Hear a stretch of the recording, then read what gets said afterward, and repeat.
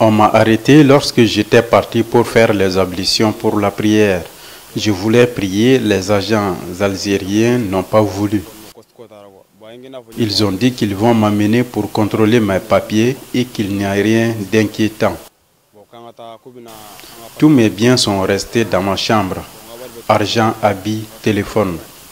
Ils ont refusé que je retourne les récupérer. Ils nous ont amenés dans leur camp, là où il y avait plusieurs personnes de nationalités différentes.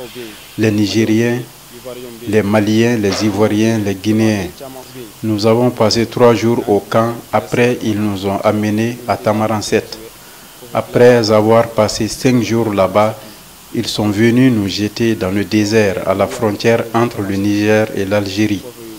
Nous avons marché environ 40 km pour arriver dans le premier village nigérien, à Samaka.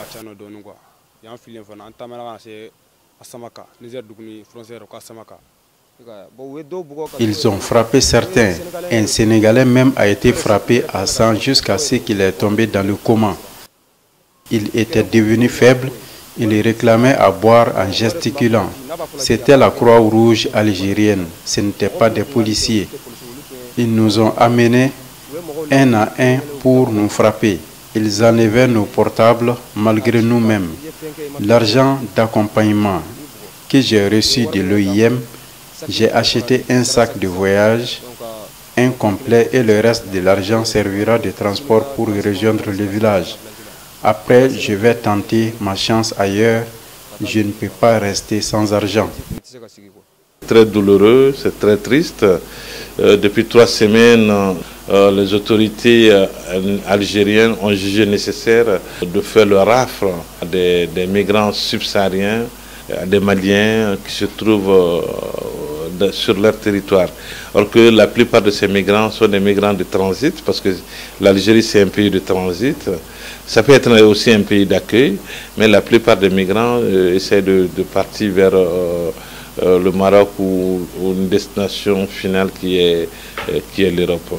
Alors donc ce qu'on vient de constater, c'est déplorable, c'est très déplorable vu les conventions d'amicales, les conventions bilatérales entre le Mali et l'Algérie.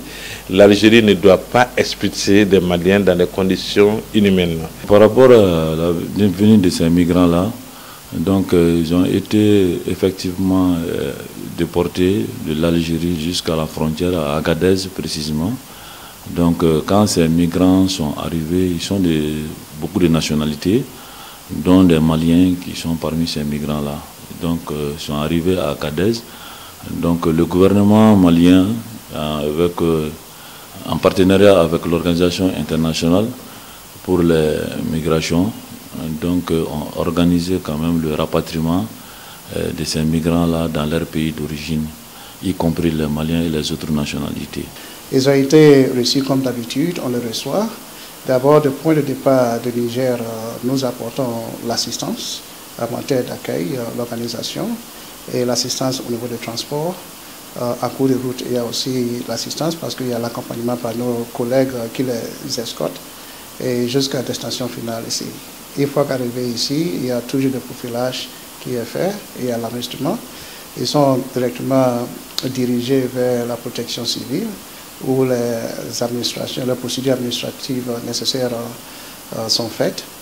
Et par la suite, il y a un peu de moyens de financement qu'on leur donne à hauteur de 52 000 par personne, c'est-à-dire chaque retourné, quel que soit l'âge, que ce soit les enfants, les vieillards, chacun perçoit 52 000 pour s'installer.